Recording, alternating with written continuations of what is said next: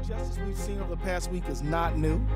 It's not the first time the police have been videotaped using excessive force. None of us can ever forget Rodney King. It's not the first time people die in police custody, and it isn't the first time that a grand jury has vetoed justice. You are unlawfully assembled.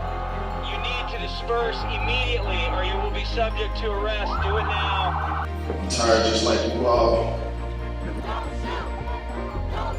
These are real issues.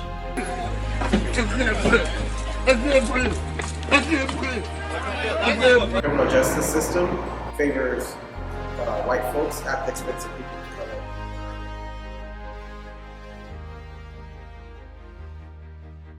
As we look over our nation's history of police brutality and animosity, we're confronted with the undisputed fact that more often than we'd like to admit, people of color are killed by law enforcement agents. The 2014 killing of Michael Brown has sparked chaos in the country and has taken racial tensions out from under the rug and has put a spotlight on the still unequal aspects of our society that prohibits many people of color from breaking through the glass ceiling that still exists. But no one can deny the unmistakable pattern between police and community, particularly black community, and men in that community. 50 years ago, we were dealing with this same issue, and we must make a call to action to reverse this trend. Americans, I think when you start at the origins of the country, it's not as surprising that things like Ferguson are happening. Every 28 hours, an unarmed African American is killed by security or law enforcement.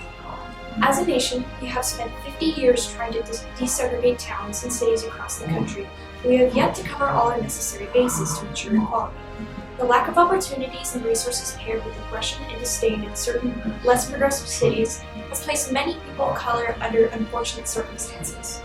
If we want to combat this learned racial disdain that has infected the citizens of our nation for over half a century, we must reevaluate and redesign the systems that are supposed to ensure equality.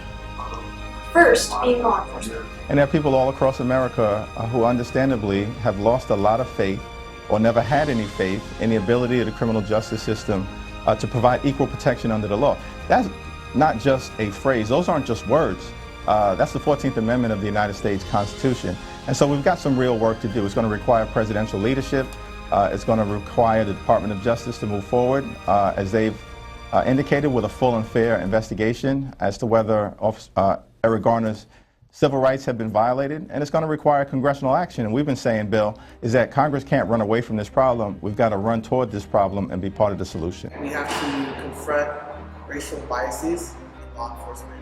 We went to San Francisco City Hall on the 19th to meet with the president of the Board of Supervisors and supervisor of the Sunset District, Katie Tang. In Ferguson was not acceptable, that there's a history of racial tensions when it comes to potentially the police and the community. On the one hand, we have to respect what the police officers are able to do with or without cameras, with or without tasers, all of those kind of political questions that have come up. As our leaders have already begun trying to address the issue that we face in the 21st century, we as citizens must want this problem in our country to be fixed. We must try to be respectful and hold each other accountable, and move away from the violence and the negative effects that the recent events have led to, and move towards a more comprehensive and permanent solution to racial inequality. But I join Michael's parents in asking anyone who protests this decision to do so peacefully. Let me repeat Michael's father's words. Hurting others or destroying property is not the answer. We need to recognize that the situation in Ferguson speaks to broader challenges that we still face as a nation. The fact is, in too many parts of this country, a deep distrust exists between law enforcement and communities of color. We need to recognize that this is not just an issue for Ferguson, this is an issue for America.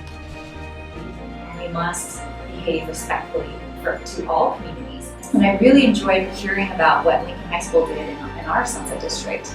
The students decided that they wanted to do some kind of a protest or demonstration, and the principal gave them a forum to do so and asked them, what is it that you hope to achieve out of this?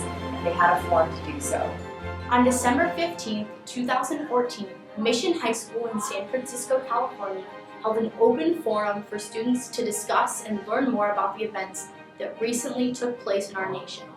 Michael Brown Sr. and Uncle Bobby Grant, Oscar Grant's uncle, were in attendance. Another point I want to hit, I want to talk about education to you youngsters. It's very important to stay in school, get your education, so we get better things going on in life.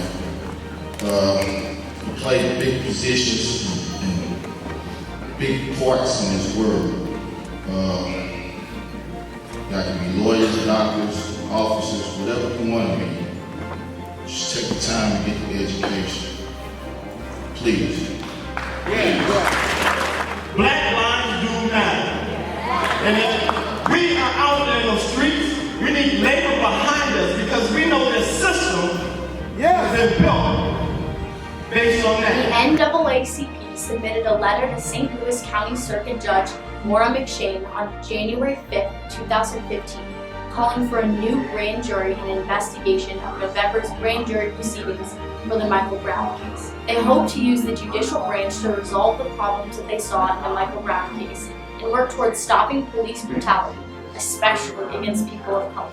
LDF respectfully requests that you investigate the recent grand jury proceedings in the case of the state of Missouri versus Darren Wilson, convening a new grand jury and appointing a special prosecutor pursuant to Missouri law. Our review of these proceedings have raised grave legal concerns, including knowing presentation of false witness testimony, erroneous instructions on the law, and preferential treatment of Mr. Wilson by the St. Louis County Prosecuting Attorney's Office. I have nothing to say besides Black Lives Matter.